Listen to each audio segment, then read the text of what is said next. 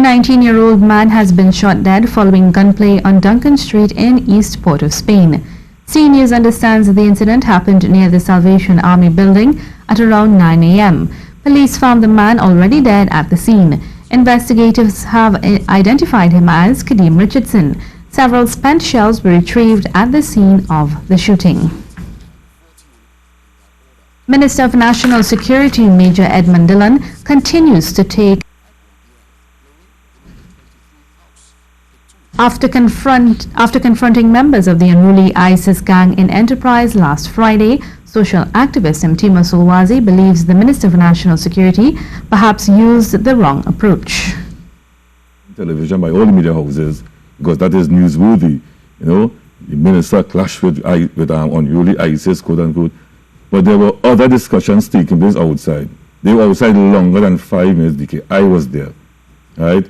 And probably in hindsight, the minister could look back and realize that probably the approach wasn't really the best approach at that point in time, you know?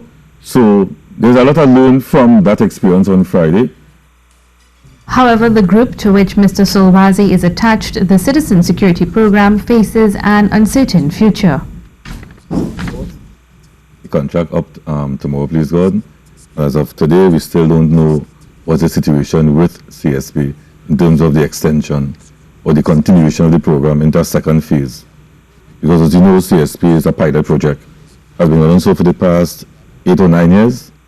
So we got a special extension, a 1-year special extension, take us into 2017, April the 4th. So we're still awaiting word. Minister of Energy and Energy Industry, Senator Franklin Khan, is back in office. Minister Khan returned to office today after undergoing major surgery for a heart condition earlier this year.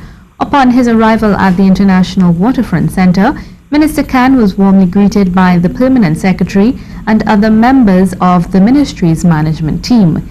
He indicated that he was extremely pleased to be in good health and ready to hit the ground running. The minister also took the opportunity to thank his many well-wishers for their valuable prayers, support and words of encouragement during his period of convalescence. He assured staff, industry stakeholders and the national community that he remains absolutely committed to working tirelessly to achieve the goals of growth, profitability and sustainability for the local energy sector. The Met Services is asking anyone venturing out to sea to exercise caution. Ian Wallace has more in the forecast.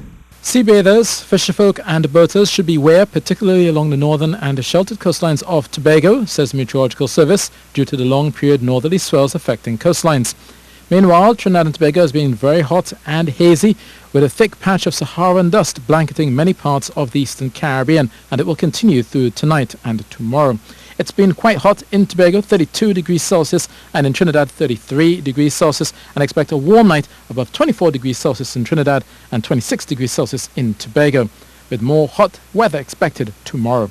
For mariners heading out, expect Atlantic and Caribbean waters of 2.5 meters in those northerly swells every 12 seconds, and even in sheltered areas, waves of 1.5 meters are possible, with easterly winds of 15 knots getting up to 20 knots through Tuesday. Tide is high at 10:30 p.m., then low at 4 a.m.